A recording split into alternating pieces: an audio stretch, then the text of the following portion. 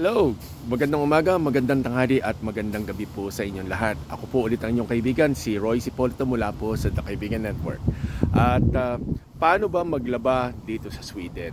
Ngayon, depende po sa bahay ninyo. Pero kung kayo'y may private na house, yung talagang standalone duplex, townhouse, usually meron kayong sariling washing machine dryer sa bahay. Pero kung kayo nakatira katulad namin for now dyan sa mga building na galito, ito ang pupuntahan natin. Yan. Laundry room. Ang laundry room ho dito, usually 2 o 3 building ang nagsasalo-salo dun sa series po ng mga washing machine sa loob. Meron po kami nung flip card, yung galito, para mag-booking. So pakikita ko sa inyo. Pasok tayo dito. So, meron tayo nito. Tapos meron nitong computer.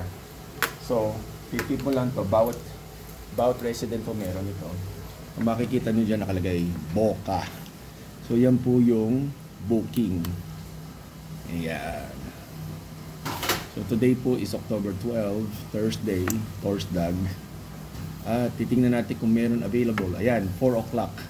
Meron 4 o'clock. So ayan. So ang ibig sabihin sa una, yung malaking machine, yung maliit na machine yung nakikita natin. So kukuha tayo noon. Yeah. Yan pa yan. So ibig sabihin nun, nakapag-book na tayo ng isa. So nakapag-book na tayo, so meron tayong maglalaba tayo in a couple of hours, 2 hours po. So ganun na yan. Ito rin po ang ginagamit natin susi.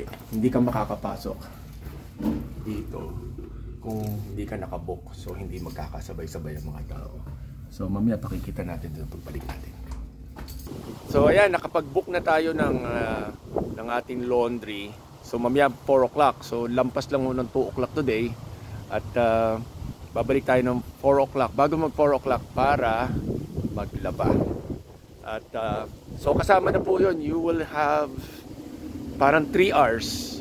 3 hours para maglaba at mag-dry. At mag-fold. Doon po sa itong buong ground floor nito, puro mga washing machines yan. So ano siya, hanggang 7 o'clock hanggang 7 o'clock hanggang 10 o'clock ng gabi po yan. So ngayon mag-iintay tayo ng konti, nakarahanda na. So you have to bring your own soap, you have to bring your own fabric conditioner. And then, lagay mo siya, salang mo. Katulad rin po ng mga washing machine po ng mga automatic. Kaya lang ito, mga industrial siya. So, hindi siya magandang tingnan. Heavy duty. At, ayan. Ngayon, galito rin po. Yung dalawang mama na yan, yan ang basurahan dito. So, shoot mo lang yung mga nabubulok. Tsaka mga ibang mga refuse. Yan. Tapos pag sinarado mo, masushoot siya. Darating si truck, you hook dito, aangat yan, sushoot dun sa truck, i-empty, tapos babalik niya ulit. So ang basurero ho dito ay yung driver at yung operator ng robotic arm. So wala hong kasama nung ibang tao. Ngayon, para dun sa mga i-recycle, meron po kaming room na puntahan natin. Meron kaming room para dyan.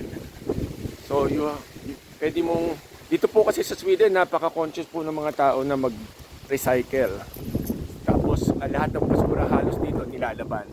So as usual, flip, key, at yes. So ayan. Uy, malakas ang hangin. So ito, plastic, metal, glass na clear at glass na tinted. Meron din kami libreng basurahan na kasama. Yung green na ito, hindi po ito pwede gamitin sa hindi yung organic na bubulok. Yun ang ginagamit sa labas. Meron pa ako niyan. So, paper, packing paper, yung mga sa appliances po, at mga kung ano-ano.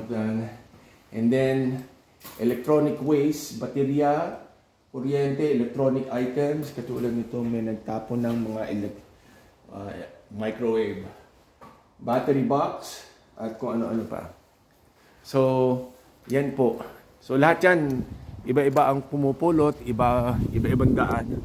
I-recycle yung mga materials. And then, of course, huwag kakalimutan, isarado. Ayun, may nalaglag. So, ganyan po yan. So, may regular time rin po na kinokollect po yan, kasama ho yan sa taxes na binabayad natin dito sa Sweden. And yung taxes po na yan, ayan, malakas ang hangin ngayon, binabayad po ng tama sa mga dapat, yung mga nagtatrabaho. So, ayan po. So, may basurahan doon, para doon, at may basurahan din dito. Yan naman po yun. Tapos may basurahan din doon sa bawat building. Tapos, hindi ko alam kung every other day o every 3 days po yung kinokolek. Ayan. So, ganun po ang buhay po sa Sweden. At similar rin po yan sa iba-ibang lugar po dito sa Europe. Pero at least dito, magkakaroon kayo ng idea kung bakit medyo malinis dito kaysa sa ibang lugar. Kasi nga ho, nasa decision rin naman po yan ng tao. Hindi naman ho kailangan namin ng gobyerno para utusan kami na magtapon nito dito sa sahig. Talagang hindi lilinis. So dito na, mapupunan nyo po yan. Walang nagwawalis po niyan dito. Medyo, I think every other day lang may nagko-collect, may naglalakad ng basura.